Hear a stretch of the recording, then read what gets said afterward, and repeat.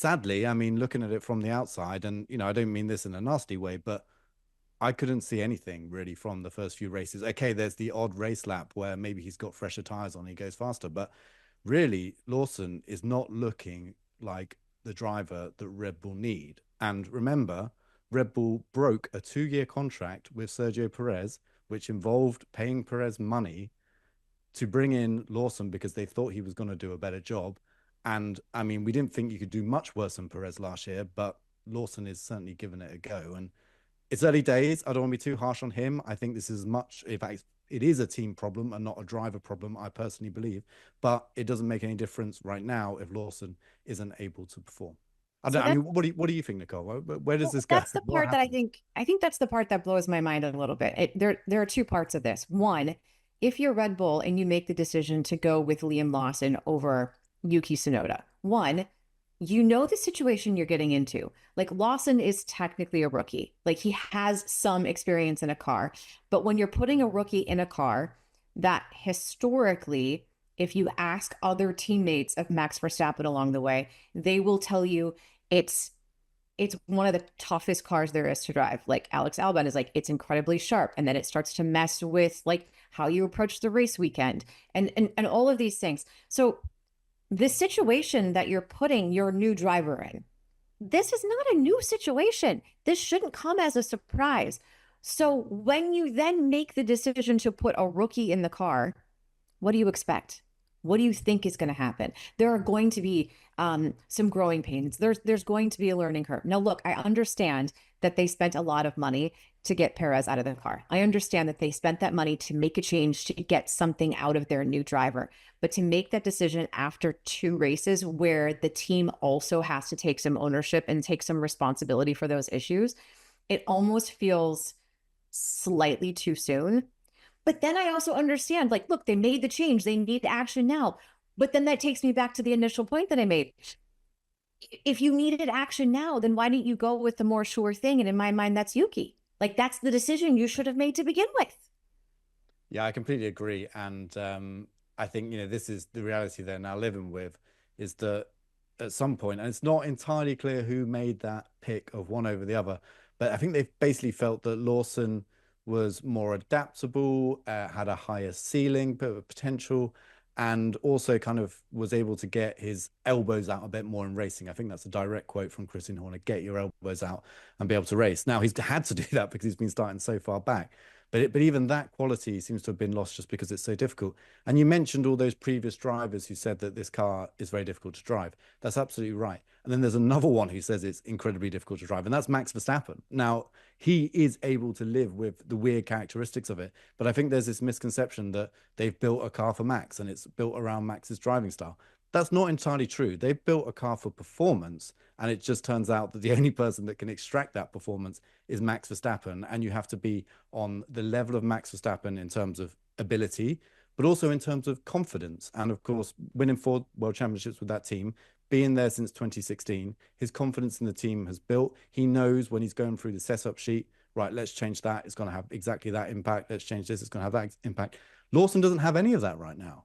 He's kind of getting a bit as he goes around. And the problem is that he can't live with the way this car is very much in F1 terms, what we say is on the nose. So it's very, it turns in sharply, but then it loses the rear. So it turns in sharply. He seems to have a bit of understeer mid-corner actually, but then loses the rear on the exit. And he can't live with that. And because he can't live with that, he then can't get the tires working properly at all. So they fall out of their temperature window. And, you just have to look at the rest of the grid and the fluctuations in performance of a number of teams so far in these 2 races. And you can see how important that is to get the car and the tires, especially in the right window. And Lawson is completely unable to do that. And that's Literally why we've got, snowballs. and it snowballs because you have a 7/10 gap in qualifying. And because it's so tight this year, that can be the difference between Max, top 3, top 4, and Lawson at the back of the field.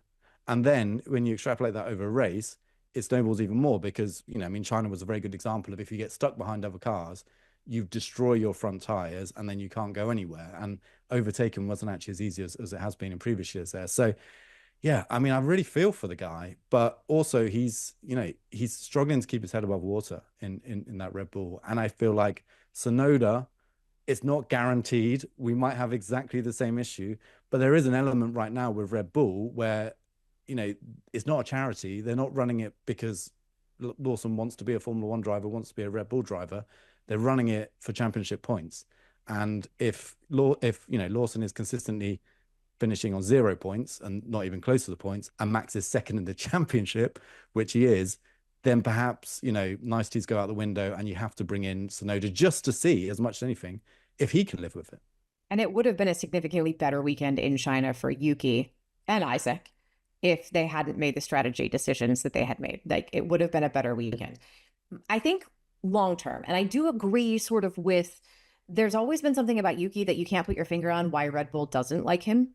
And I think in the long run, you've got these two drivers, and Liam hasn't left the best impression in these first couple of races. I feel like Liam could be, quote unquote, demoted to Racing Bulls, and Yuki could be then promoted to Red Bull.